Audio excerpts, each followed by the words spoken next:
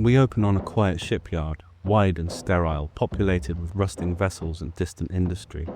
It's not clear whether these ships are being built or dismantled, and that ambiguity sets the tone. This is a place between purpose and decay, a yard for things no longer trusted to fly.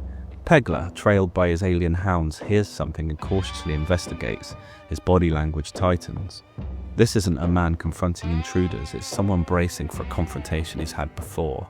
When he sees Cassian, there's no joy, only resignation. He's not scared anymore, just tired.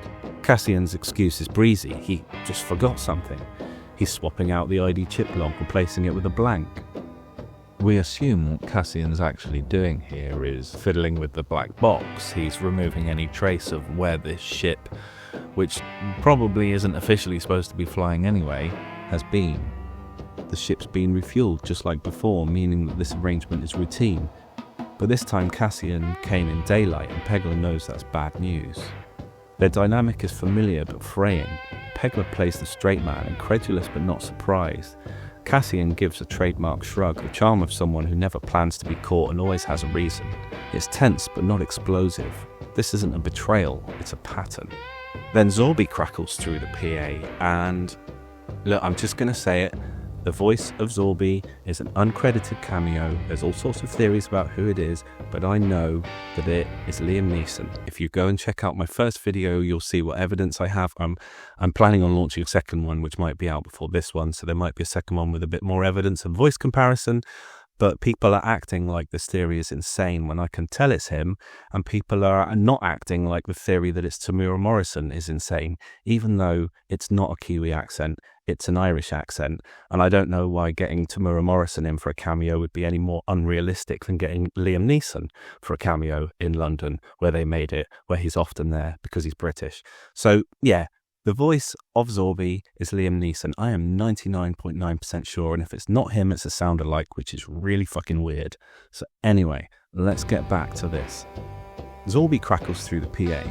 The gruff, unseen boss, Liam Neeson, yells for Pegla. Cassian's still fiddling with the ship like it's his own. Pegla's trying to stop a flood with a mop. What follows is a quiet breaking point. For Pegla, this can't go on. Cassian always leaves things better than he found them, but only on the surface. What he actually leaves behind is trouble. He smooths one thing while destabilizing another. Pegla doesn't ask questions, he doesn't want answers, he wants distance.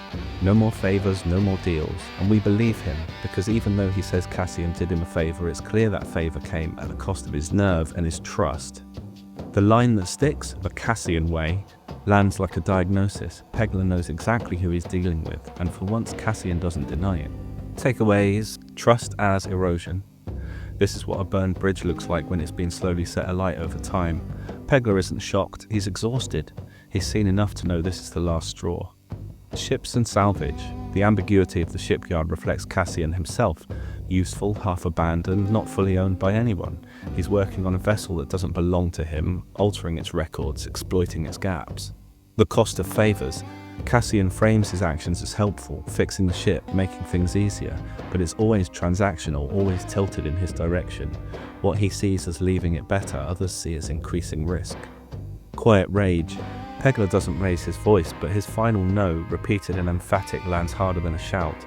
It's the sound of someone cutting emotional ties before the damage spreads. This scene is about the moment. Cassian's way of life, improvisational, transactional, always just one lie or favour away from collapse, finally pushes someone past the point of tolerance. Pegla isn't angry so much as worn out. What ends here isn't a friendship, it's a slow drip loyalty that's been eroded one favour at a time. Cassian's charm, his resourcefulness, even his intentions, none of it matters anymore. The cost of enabling him has quietly become too high. And the moment Pegla says no with that flat finality, it's not just a refusal, it's a severing. The Cassian way might get him what he needs in the short term, but in doing so it leaves nothing standing behind him.